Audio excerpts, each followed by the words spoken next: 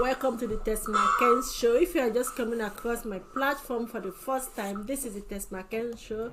Kindly hit the subscribe button, like and share the video. Today we are going to be discussing about the breakage of Nigeria. Can Nigeria actually break? But before then, this is my co-host, the Act. So the Act, say hi to the audience. Hi everyone, greetings from me, and to the subscriber to TESMAKENZ show. Good morning, good afternoon, good evening, wherever you are in Europe, Africa, Asia, you're welcome to TESMAKENZ show. Today is going to be very tough. This is going to be very interesting. We talk much about Nigeria and some kind of the recent statement a governor is making concerning Nigeria as a nation. God bless you as you view and listen to us. So you guys should just sit back, relax, as we talk about the nitty-gritty concerning Nigeria. Can Nigeria actually break up? Are some people interested in Nigeria breaking up, or they are interested in keeping Nigeria as one? So sit back, relax while we discuss on the issues surrounding the breakup of Nigeria. Welcome once again.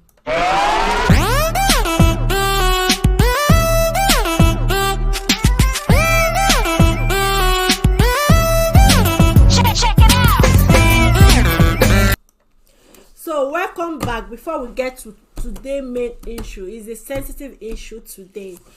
So let's go to Governor Sule Lamido of Jigawa State. He made a statement, so I'm going to read from his own statement why Nigeria cannot break up. Okay, this is Lamido. I'm going to read because I can't really download it more, so I'm going to be reading. So he said, Nigerians are too poor to revolt. Governor Sule Lamido of Jigawa State was quoted saying that Nigeria cannot break up because members of the elite are united in preserving their advantages over the masses, irrespective of their differences of tribes and religion. Nigeria, he said, is too weak to break. Who will break it? The ordinary person in Jigawa, or the ordinary person in Sokoto, or the ordinary person in Bayelsa? Is it the Igbo vulcanizer or the Yoruba woman selling kerosene by the roadside, or the Okada man in Delta? They don't have the capacity to unite because they are burdened by poverty.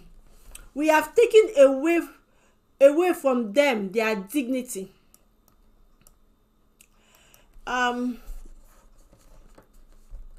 have taken away from them their dignity, their self-esteem, their pride, and their self-worth, so they cannot even organize. Up there, we elites, we unite. We will never allow Nigeria to break, because once it breaks, we will lose. But the common man loses nothing. What is he losing? He is already in his hell. He cannot lose anything more than this hell. Straight from the horse's mouth, a candid admission that it is the elite who runs Nigerian affair, that have kept the common man quilled, wretched, and in hell, despite the nation's enormous oil weight. We see the ruling elite quarreling and calling each other bad names. But it is just a game intended to fool the public. In reality, they are quite united in quietly sharing the money and delivering little or nothing to their various constituencies. They have a stake in keeping the country exactly as it is, weak and confused and easy to exploit. So, Sule Lamido's statement is a revelation. It is as if lightning suddenly flashed, pushing aside the darkness and revealing the entire landscape for one brief moment. So that is Lamido, Governor Lamido of Jigawa State speaking, that Nigeria cannot break. It's not possible. And we all know that Nnamdi Kanu has been calling for the breakage of the Igbos, the what's it called? The iPod. He wants the Igbos to break out of Nigeria, and that's why he's being held presently in the prison. But for that offense, Sunday Igboho was actually just fighting for the security of his people. When the herdsmen were busy destroying the West, so Igboho was actually fighting for the security. He was not really particular about the breakup of Nigeria. But Nnamdi Kanu is actually tired of the situation in Nigeria, because truly the leaders are not doing anything. They are not helping the masses. They are all after their own pockets. So Nnamdi Kanu was fighting for the restoration of the Igbo heritage. He was fighting for the Biafran nation. He wants them to be on their own and make sure that the East is well taken care of. That is what actually Nnamdi Kanu is fighting for, in which today is still in lockup with the federal government, and they are still trying to find one or two things to do concerning his situation. So the ARC, what do you have to say concerning this statement? Mr. Governor Sule Lamido have said that Nigeria cannot break up. So the effort and everything Nnamdi Kanu and co have been doing, do you think is a waste? Are they just wasting their time and energy? Because Mr. Lamido have said that the elite, it's like they have put the poor in Congo, that they cannot escape. They have used poverty in tying them, and they have no voice of their own. Exactly, he said, for instance, an Okada man or a woman selling a Karabi is the woman that is selling kerosene by the wayside that wants to fight. Those people, they don't have the strength, because they have used poverty to cover their eyes. They are in darkness. That is the power in which the elite are using against the masses in Nigeria. So what do you have to say concerning this whole issue as it borders into Nigeria breaking up or not breaking up? Can Nigeria actually break up? Is the effort of Nnamdi Kanu, is it going to take place, or is it just a waste? Once again, good morning, good afternoon, and good evening, audience, wherever you are around the world. Like I told you, today's topic is very interesting. From one of the politicians, I call them the scavengers, politicians, and what he has said actually is what has been it's what has been circulating around, and what has been circulating around most of the political analysts and outside in diaspora and within the country, despite the political situation in Nigeria. And I would say to Sule Lamido, you are right. You are right.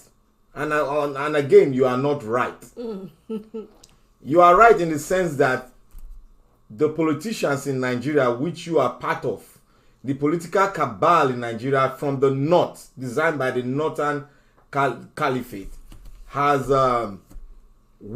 uses religion, ethnicity to divide the country, and above all, it has used poverty to enslave and suppress the masses of Nigerians, which we know. That is why they don't give a damn about when people say Nigeria is the world capital, whatever. Capital, poverty capital in the world. They don't give a damn, because that is what they want it to be. Because if a man is poor, normally if a man is poor, is subjected to ridicules by anyone. Is subjected to those that have money to troll about, But there's one thing he doesn't know. Information is the bedrock of, will I say human existence? No. Will I say political whatever? Information is very vital. And if no matter how poor the people is, if they have information and the media is used correctly, decisively, then there will be a change in Nigeria. To Tule Lamido, I will make this statement and give you a story of the Niger Delta struggle. When the Niger Delta struggle was about to take off, there were poverty in the land. The environmental degradation was there. 2 or 3 men, as Igboro rose up to fight, he was killed by the junta. Then, in the 21st century, Asari Dokubo rose up. So many activists rose up in the north. They came up and they brought their people to Abuja and to the south to see what the oil money. These are people that did not go to school. To see what the oil money is doing in Abuja and in the south, and now compare it to what is going on in their own region. Who produced the wealth of the nation? What happened? They rose up, they got the information, they saw what is on the ground, they rose up and took their destiny in their hand. They made the Nigerian government to come to their knee and beg. Nigerian government threw in the military and whatsoever. They couldn't stop it because they were equipped. There's what we call the so-called the high sea raiders, the pirates. They were there bringing in arms and for them to buy, and they bought arms and they fought the Nigerian government to a standstill. They now have to go to a round table and discuss how the oil money will be shared, and how they will create a certain special account for the Niger Delta region, which they finally gave. I think about they finally gave 30% or thereabout to apart from the money being given to each state. They now added 13% and added NDDC to it, so that the NDDC will do developmental projects as the governor gets the money from the oil at 30%, they will add it up and cushion the effect of the whole scene in the Niger Delta, which has made the struggle in the Niger Delta come down a little bit, but the struggle still continues because there is still poverty in the land. So I am trying to synchronize, I'm trying to put this together to Governor Sule Lamido of Jigawa State, that he is wrong. He can do that in the north because they have used religion to oppress the people in the north. Do you actually think he's wrong? Do you think Nigerians are ready to fight? Nigerians are ready to fight. Do you think Nigerians are really ready for breakup? I am going somewhere. Nigerians are ready to fight. Despite the poverty level, yes, there will be discrepancies. There will be people, falling apart, taking money to sabotage the whole issues. There will be people, they look at the people because they are poor, they cannot talk. But Nigerians there's what we call the Nigerian spirit. And Nigerians, they are people that can survive anything. They have been able to survive the civil war. They survived so many government, the military government junta that ruled for more than 20 years. And we are into another military junta, which is the military in civilian clothes, who are bastardizing the economy of the nation. From the north from the Sahara to the south, they are bringing people from the Libya war zone to come and fight for them in the south, which has caused a lot of things, kidnapping and so on. But I'll put it up to Sule Lamido that during the end-SARS period, you saw the youth coming together from all the states. Yeah. As it was happening in Lagos, it was happening in Benin, it was happening in Ogun State. It was happening in the north. Rivers. It happens in Rivers. In the Niger Delta, it happens. That to tell you that Nigeria can come together when they push them. They can come together as one and fight for a cause. The NSAS lasted for more than a week, I guess. It lasted for more than a week, and they sustained it. How did they get the money? They didn't know. They didn't know. That is it. The youth that you have now, if they are getting energized by the situation of the country. When the time comes in, they will arise and take their country back from the political juggernauts of Nigeria. They have bastardized, they have shared the country. That is why they have shared the country into different parts. The North takes one part, the South takes one part, and the East takes one part. But I am telling you, the uprising has started. And the Igbo nation has started it. It is a gradual process. And when it goes in and goes in and goes in, then we will see an explosion. We cannot avoid, Nigeria cannot avoid the serious struggle from the people. I would not say they will take arms, but there's something that will rise up and the people will take their country back. The time is near. It is getting to time, because like one of the senators, Senator Dino Malai said in the chamber of the National Assembly, said he warned them that it will come a time when people will rise up and start going to the home of each senator, take them out and slaughter them in the presence of their family. And Nigeria is going there. If they don't take note of this, if they continue to siphon the wealth of the commonwealth of the nation, begin to impoverish the people, make graduate school leavers, make them like crap, eat from the crumb of the table of the politicians, they are going to revoke. And the way they are going to revoke, nobody knows. They might take to arms, as the Niger Delta took to arms. So, Sule Lamido, stop calling us. For that statement, you are right. Because where I say you are right, because that is what the politician did. We saw it coming. We saw it coming, and we spoke to the Nigerian people that this is what they are using. This is what they are going to use against us. This is what they have been doing. So, but I will say again that you are wrong. Because the Nigerian people, the Nigerian population is made up of 45% of the... I'm not quite sure. It's above 55% of youth who are a little bit above from 20 to 30. So we have a youthful population who can fight and take their country back. Yes, Nigeria will fight and take their country back. So you believe Nigeria is going to break up? Me seeing Nigerian break up, I'm saying it as very difficult. If you ask an average Nigerian on the street, are they ready to fight for their country? Man, nobody is ready. No, you cannot. If you want to take a survey, let me tell you one thing. This break up, I don't know. I don't see Nigerian breaking up.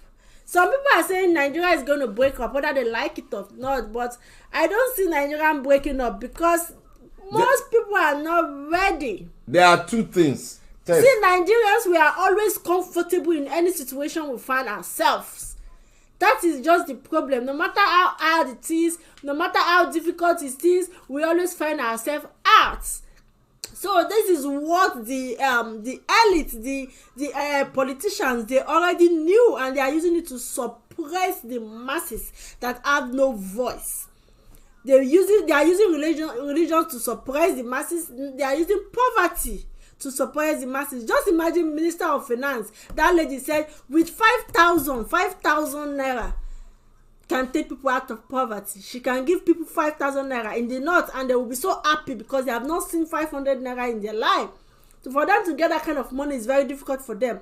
So for a minister to say that, that will just tell you to the extent they have used poverty to suppress the people.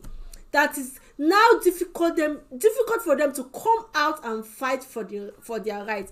So this Lamido that is saying that the Nigerian cannot break up because the elite have suppressed the masses is actually saying the fact. It's actually saying the fact. I want to come in. You see, we have seen revolutions take place in the Western world. We have seen revolution take place in South America, where poverty was used against the people. But when the people rose up, they took out the government. In Brazil, there is abject poverty in Brazil, but it's not as high as what we have in Nigeria. There is poverty in Brazil. The level of poverty in Brazil is high. There's poverty in Mexico. The level of it is not as high as that of Brazil. But there was something that happened in Brazil. The people revoked. They came out and the government stepped down. They knew that if they have forced the people to go too far, to push them too far, they will take up to arm. Because there's circulation of arms in South America, a lot of it. So, to come back to the Nigerian state now, Nigerian state has two options. They have two options. It's either Nigeria, the option is either that they put up a new constitution, or they break Nigeria into different federal states. Like what we have in United Kingdom. Made up of Irish, made up of Ireland, you know. It's like a confederation where they come together as one, where they have one person that is ruling, but they have president, prime minister of each region. Those are the two options Nigeria have. People are fighting so that Nigeria we can come to a round table. But if they refuse to come to a round table, I am telling you the fact, Nigeria is going to split like when you take a hot knife through the butter. There's not going to be fight. There's not going to be fight. I'm not even sure if this election will hold. I'm not even sure, because the pillars that hold the election, it's not very strong. Because if we have the pillars that holds election and they are strong, we'll see. From this day we would have been seeing the light from now, but we are not seeing the light. People are just gallivanting around. You see the person that is sick is gallivanting around. They want to become a president again. So at that one, I don't know what they call him. He wants to become president from the south. I won't mention him, from the southwest. He's not mentally okay. His health is not up to it's not up to 60%. It's not up to 70%. I'm very sure of that. I stand to be corrected. It's not up to 70%. So what is on the table now is for either Nigeria should call for a conference to write a new constitution. Secondly, for Nigeria to have a confederation state where you, like what the former colonial masters had, they have now. We can have that, which every person will be in his own state or country, develop at his own pace, and bring royalty to the central government. That is the best, because if they refuse, then they have told the Nigerian state, to hell with every Nigerians. Go do whatever you can do. We are going to use the military. They are looking at the military. Oh, the military will stand by side because they are made up of 60% the answers. It is not like that. You cannot determine the hearts of the military, because the military, they have one goal: to defend the to defend the country, to defend Nigeria. That is why they are called the military. But if they are pushed to the wall and you have an economy that is falling, it's not affecting the Nigerians. It's also going to affect them. That is why you have military shake-up in West Africa now. It's crippling down to Nigeria. It's crippling down. They are looking at the military. Oh, it's our boys. When it comes to taking the gun and act, the military does not have they don't have a boss. Their boss is their general, and if their general say he doesn't want this style and the people are hungry, we cannot stay like this, they are going to strike. and take down the government. So in this, I will advise the Nigerian political elite to soft pedal and listen to the people from the southeast, from the southwest, from the north. What is leading to Boko Haram coming in is still boiled down to the political structures of the nation. If the political structure of the nation is okay and people are feeling fine, the north is being developed, and we have something like that we have in Dubai in the north, there won't be Boko Haram coming in. So we have so many Arab nations. They don't have what we have in Nigeria. So the Nigerian government should arise and set the table for us to really set the table on and build a foundation where politics will be done fairly and the people will participate. The people will be the boss of it all.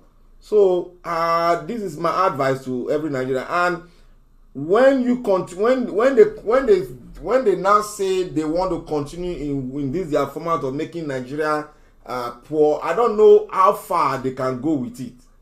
I don't know how far. If they continue and they want to build a new city, they want to do this, I don't know how far you can go. If you continue to impoverish people and you don't have enough security, the people will revoke and take to gun and start different crime will start springing up from different places. Can the Nigerian state hold the kind of crime that will come forth from impoverish the people? No. One, the Nigerian state don't even have a good security network. You don't want the state to have their own security. You want the central security to oppress people. How can that work? Nigeria is made up of 200 million people. And you are, according to the United Nations standard, it's supposed to be one police officer to whether 50 citizens or thereabout. I'm not very sure of that. But what is obtained in Nigeria is one policeman to 1,000 Nigerians, which is not possible. You cannot govern a state like that with that kind of security network. What we need, Nigeria is ripe enough to have state police. Nigeria is ripe enough to have a central database where every Nigerian that is born today will be taken into that database so that we can plan ahead. Because a country that doesn't know the amount of people in its country, that always forecast that we have 200 million, we have this, we have that, you cannot plan. Okay, look at, there was a statement by a northern political leader. He was telling one of the pressmen that we know how many we have. How can you say you know how many you are? People are dying in the north every day. Boko Haram is killing people. Do you have the count of the people? You can't even make a count of the people that have died. Neither can you make a count of people that are in the north. There was no time the north is more than the south. Let's be realistic. Let's be factual. Let's count. Let's count. There is no way the south, the north, is higher than the south. How can you have a place where desert is encroaching? How can you have a place where the economic is not very strong? Then you will not tell me that a place where economic is buoyant and strong, you have good security, then you not tell me that the population of that place will be low? What is the meaning of migration? What's the meaning of urban-rural migration? Will the people from the north not migrate to the south? Will the population of the south not be more than the north? What is the yardstick to? I don't know what standard they are using to say, oh, we know the population of the north. Are you going to write it? You are still thinking of the 19th century, how you rig election during the First Republic. You are still thinking of those, but we are in a jet age now where election results will be transmitted through the computer, which you, as a man that don't even have the knowledge of the computer itself. You don't have the knowledge of how the thing will be transmitted. You only hear, you only see the book, but you don't have the technical knowledge how it will be transmitted. You think they cannot transmit it is what you see that you transmit. You cannot bring wrong record and transmit it, and you have the raw copy with another number. that election will be cancelled. Very easy. The law says so. Okay. So Nigeria must have two way to escape uprising in the country. One, constitution, a new constitution. Two, making Nigeria, bringing in the British model of governance, like what they have in the United Kingdom, where you have your you have confederation. That is the way forward. Without that, you still be having uprising in the southeast, in the southwest. There will never be peace in Nigeria. It's basic. Where there is poverty, there will not be peace. So what we need now is for the federal government to release Nnamdi Kanu. Release Nnamdi Kanu so that they can come to a round table and come to a compromise. If they are going to bring in a new constitution so that all this fight and agitation can reduce. So we want to see Sunday Igboho that was arrested and kept at Benin Republic. Finally, the guy has been freed. All thanks to Mayegun General, Mayegun Political. You know, when Igboho was still in the prison, Mayegun was having issue with his lawyer because he doesn't know how the issue. He doesn't really get why the issue was just dragging. So on one occasion, Mayegun said he was going to call Igboho and ask him to authorize him to organize and GoFundMe for him so that he can get a competent lawyer, in which Igboho gave him a go ahead.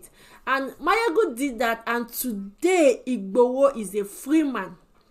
Sunday Igboho is a free man today, thanks to Mayegun General and co and all those every other person that supported him to get a competent lawyer to bring out Sunday Igboho, hopefully, prayerfully, and whatever we hope is going to happen to Nnamdi Kanu soon, and Nnamdi Kanu is going to get his own freedom, and the federal government and everybody can come to a round table and come to a compromise. Maybe a new constitution should be written where everybody will be favored. So this is Sunday Igboho after he was released.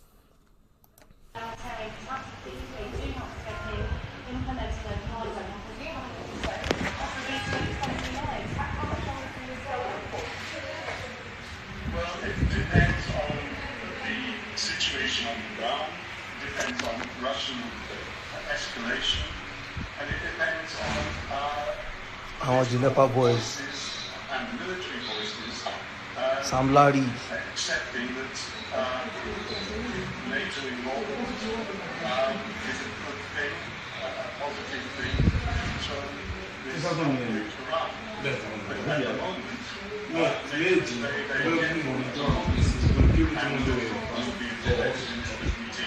next week, NATO, on the 16th, where they are concerned with defending their own territory. NATO picking up defenses in order to protect itself from any Russian spill. 1,800. Conflict of Ukraine asking for an invasion of NATO and other and NATO insisting that it's doing as much as it can to the world. Refugees are fleeing. Yes, that's true. I don't see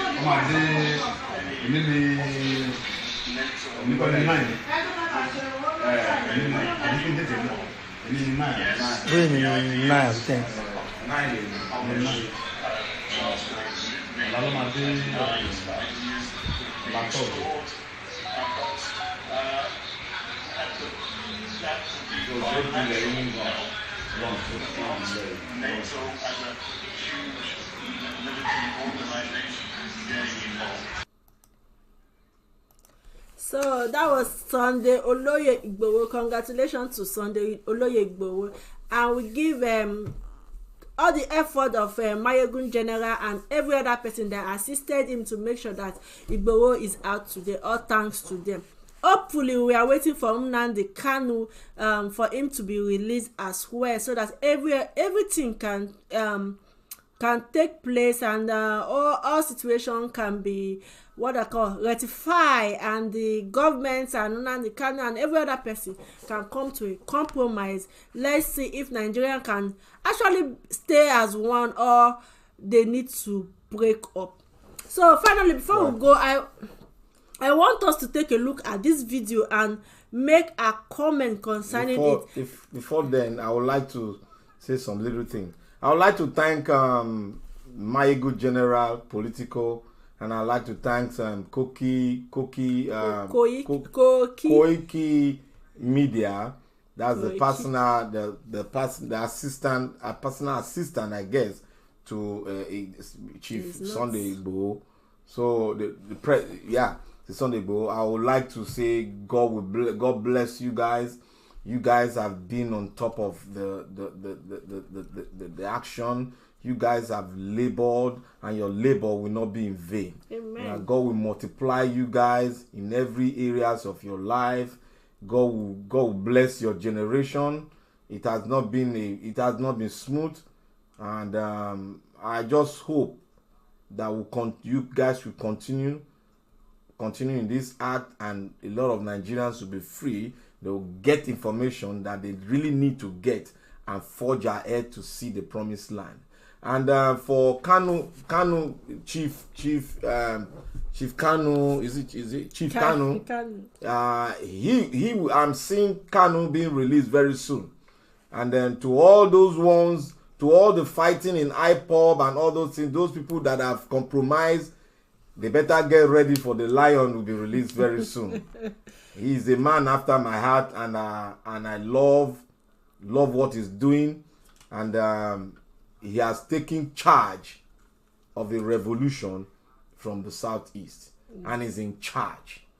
If anybody say 2 or 3 things, if that man is in charge, there's no governor can control the people. If that man comes out, if that man said bow, they will bow. That is a revolutionary. That's the man that believes in the struggle of his people. He believes in the struggle of Nigeria. He believes in the struggle of his people. He is fighting. He has never come down. He has never compromised. But the people working under him, some people working under him, they are compromising. But I know, as it comes out, when the lion roars, the entire valley, the entire forest will bow before it. So those of you that have been saying all sort of things, that have been trying, that have taken money from say, and doing all sort of things to compromise, you better get ready, for the lion will be back very soon, and you pay dearly for it. So let the Eastern Bloc get the IPOB get themselves together. Let us sit down a round table. But for now, we got to continue to talk. Invite so many countries, invite so many organizations to talk, and form alliance and make sure that Nigeria goes forward. And if it doesn't go forward, then we split. I believe in that. We split. We get our nation out of Nigeria. Okay. God bless us. Okay, so this one, I want you guys to watch this video. Nigeria is a failed state. I'll watch this video. I'll come back to my own. Is there anything going in Nigeria? Is it not better that you go to Ukraine and die than to die in Nigeria here? As for me, I better be a slave. I better be a slave in Ukraine than to be in bondage in Nigeria. If we see free visa going to Ukraine, we are ready to go and die in Ukraine than to die in Nigeria. If at all I can even take my pregnant wife out of Nigeria for him to go for war and die there with the pregnant, I would prefer it than to die in Nigerian hospital, whereby there is no light, there is no oxygen, there is no water, there is no doctor, there is no bed, there is no what will I mention?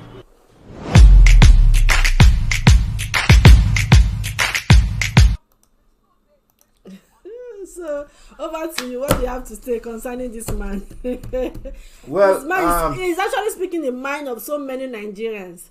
So let's just say I wouldn't say, to me, I wouldn't say he's speaking the minds of Nigeria. But he's speaking the minds of excuse me. He's speaking the minds of some Nigerians anyway. You see, this is exactly what the politicians want to see. the picture they want to see. When you are frustrated, any doors that open, you will just jump and go in. You don't care whether you survive or not, but you just want to pass. Like some people go through the sea, high sea, the Atlantic Ocean to go through to Spain. You know, those are high risk. It's because that is what the politicians want to see. That's a picture of a failed state. Complete failed state. Because you can't imagine a man want to go and fight for a country that he doesn't even know. He doesn't know what causes the war. He doesn't know who is fighting. He doesn't know that one of the number 2 superpower in the world is the one that is going to fight. Which NATO as a whole cannot even withstand him. Withstand the country, Russia. So when you say, oh, I want to take, he's saying he want to take his wife, this, that, his go pregnant to wife. Pregnant wife to Ukraine and fight. It's not. It's just poverty stroke frustration. That is the picture of a lot of Nigerians. And if that's what you call a failed state. When you have a failed state, frustration is already there. People will start, taking some risk that is not worthy to be taken. They don't care about what they leave behind, the consequences. They just want to take that risk and just want to survive, So if this frustration can be channeled back into the country, I guess Nigeria will have a future. If a man can say, "Oh, give me arms, I will fight for my country, fight for Nigeria." If this thing can be channeled back into the "Oh, give me, I will take my wife to the east, we'll fight the Nigerian state and make sure Nigeria become a good country, a great country. We'll take Nigeria back." That would have been a good thinking, reasoning. But what is there now? The politicians, like what they said, like what we read, the letter we read, that is exactly what they want to see. They want the people to come to their kneel. They use the religion, they use poverty to do that. And that's what they did to the entire northern state. What do we have in the north now? We have nothing. The north has nothing. The political class have killed the economy of the north. They have killed everything in the north.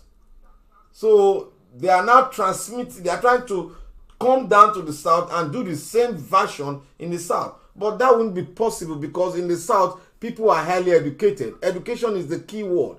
That is why they killed education.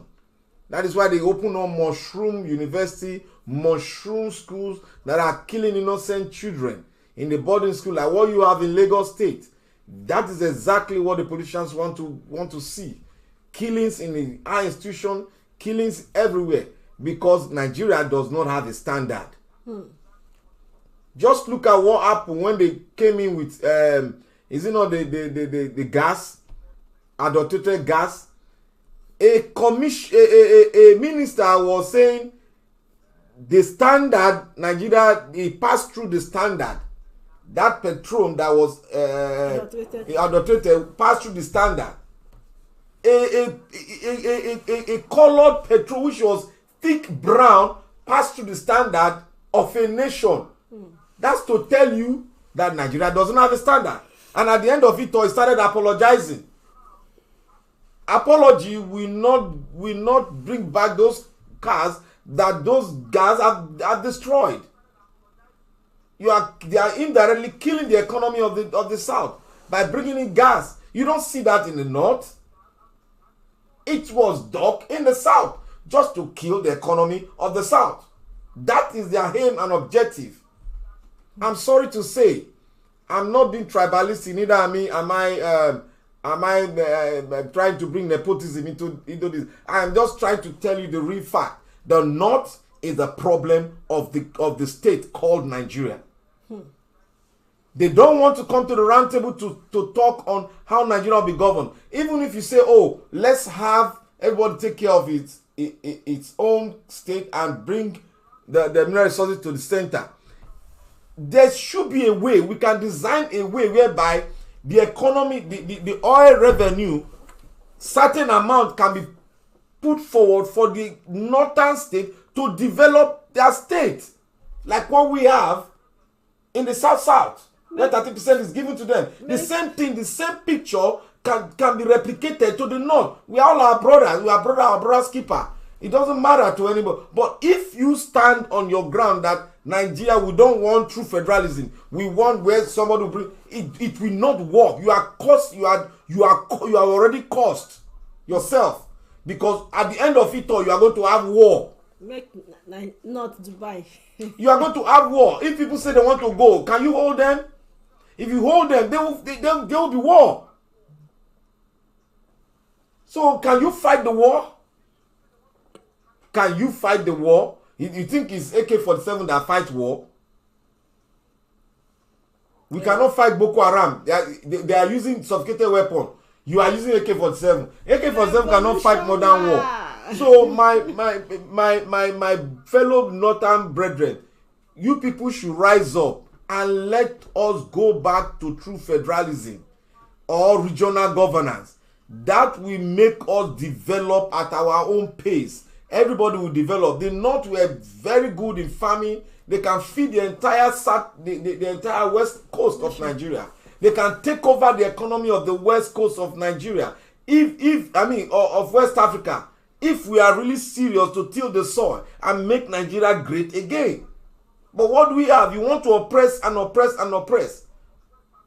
What will benefit you if you have physical cash and you don't have any economy? Then you start going to other countries. What if those countries banned you from coming in? Is that not a shame to you? Don't you feel the shame? They don't feel it though. You pick your children to go and school somewhere, and they come back. We are not, you see, when they school, there's a difference between you schooling and you applying what you've learned from your school. That is why you see their children cannot take over from them. I don't see where any of the politicians, their children are taking over from them now.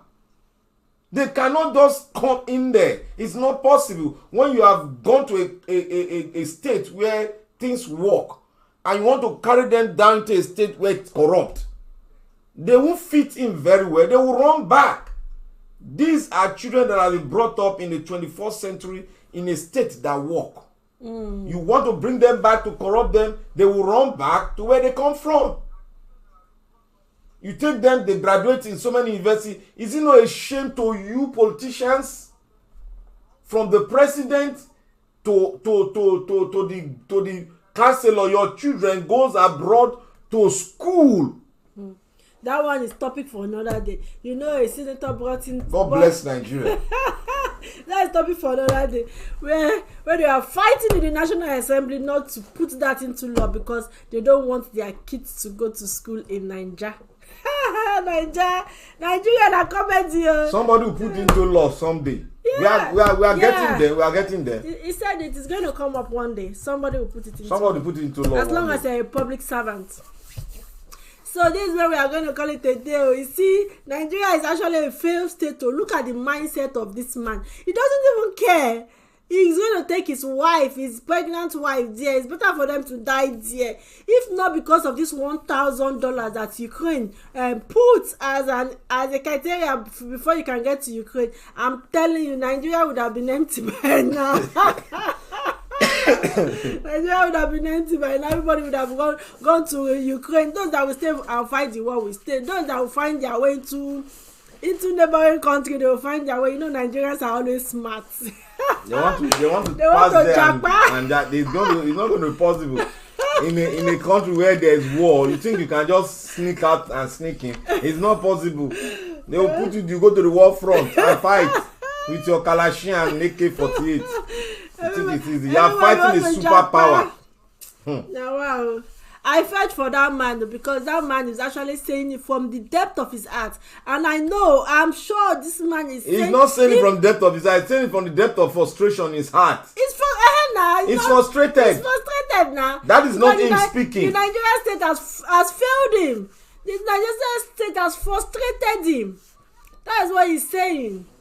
He's so tired. Look at the word coming out from his mouth. He can go there with his own pregnant wife. And we have churches all over the place. God bless Nigeria. I tire. We have churches all over. The old warehouse has been taken over by churches. Yes. The new industry we have in Nigeria now is church. Church.